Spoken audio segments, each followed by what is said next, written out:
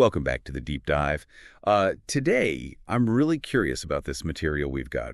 Day 1 Speak English from Zero 30-Day Challenge for Beginners.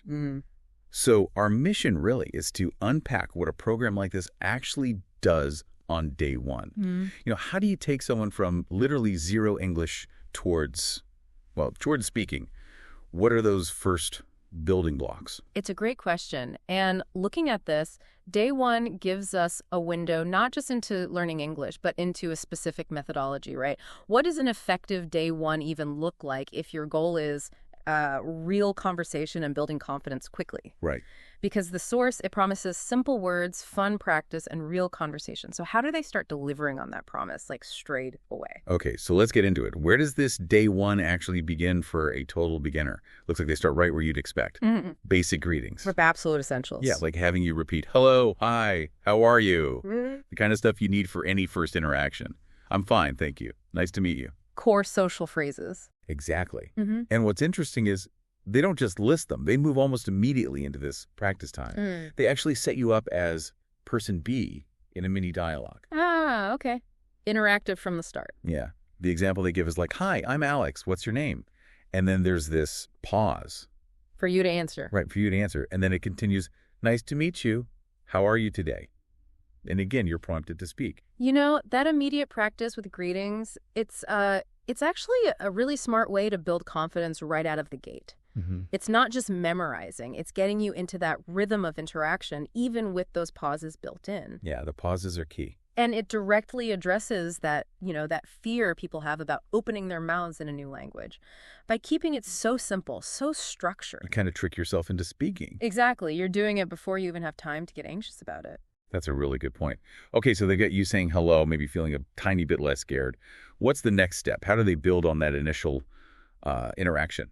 Well, they pivot pretty quickly to a core grammar concept, the absolute bedrock, really. Okay, grammar on day 1. Yeah. Sounds intense. Well, yes and no. They keep it super focused.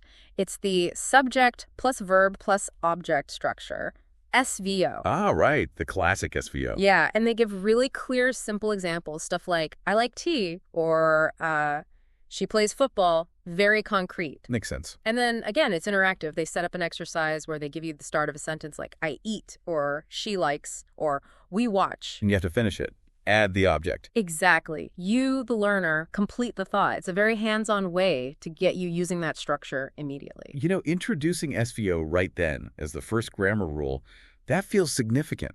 Oh, it is. It's like giving someone the basic key to unlock simple sentences in English. Even if you're starting truly from zero, suddenly you can form a complete thought. Precisely. It makes grammar, which can feel really abstract and scary, into something tangible, something you can actually use right away to say something meaningful. Okay, so you've got basic interaction down, you've got the fundamental sentence structure. What about words? You need words to fill that structure. Right. So the next step is vocabulary. They introduce 20 common English verbs you'll use every day. 20 verbs on day 1. Which ones? It's a really practical list. Let's see. Eat, drink, go, come, read, write, sleep, wake up, speak, listen, walk, run, sit, stand, cook, clean, watch, open, close, and call. Okay, yeah, those are definitely everyday actions, real high-frequency stuff. Totally, and they specifically tell you to repeat them slowly. Focusing on pronunciation early on. Seems like it, getting the sounds right from the start. Choosing these specific 20 verbs feels very deliberate. Absolutely. They're functional, they're relatable, they let you talk about your daily routine, your basic needs, things you see happening. Yeah, you can immediately start expressing yourself. And think about it, you combine these verbs with that SVO structure you just learned. Ah, right. Suddenly you can make quite a few different sentences. I eat breakfast. She reads books. We watch TV. Exactly. Your ability to communicate, even simply, expands quite a bit just from those two components, SVO and these core verbs. Okay, so they've given you greetings, structure, and basic verbs. How do they, pull it all together on day 1? Well, they wrap up with a speaking challenge. It's framed as a game. A game. Okay. How does that work? Basically, fill in the blanks, but you have to say it aloud. They give you prompts like, I like to in the morning, or she can very fast, or they always dinner together. And you fill it in using the verbs you just learned? Presumably, yeah. or maybe combining things. The point is active recall, speaking it out loud. And they seem pretty encouraging about it, too. Oh, yeah, the source uses phrases like, great job, you're speaking English already. Keeping that motivation up. Which is probably crucial on day one. Definitely. And then it moves into the final part, recap and home practice. Okay, what's the recap look like? It just summarizes the key things you supposedly learned. How to greet people, how to build those simple sentences, the 20 verbs, and this idea of speaking with confidence. So reinforcing the main points and the homework. It's very practical. 2 main tasks. First, introduce yourself in English. And they say, say it aloud or even record yourself. Okay, active practice again. And the second task is make 5 simple sentences with today's verbs. So directly applying the SVO structure and the new vocabulary. Exactly. It's about making sure the learning doesn't just stay passive. You have to do something with it. That speaking challenge, the game format, it feels like a smart way to apply everything without much pressure. Yeah, it lowers the stakes. Gamification can be really effective for reinforcement. It makes practice feel less like a chore. And that homework, it's not just busy work.